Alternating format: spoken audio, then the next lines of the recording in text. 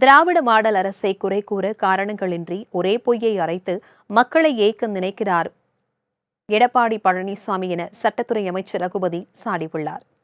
தினமும் விடிந்து எழுந்தவுடன் தனது அரசியல் ஆதாயத்திற்காக அரைத்து அரைத்து புளித்த அதே பொய்களை அள்ளி வீசிக் கொண்டிருக்கிறார் பழனிசாமி என ரகுபதி வெளியிட்டுள்ள அறிக்கையில் விமர்சித்துள்ளார்.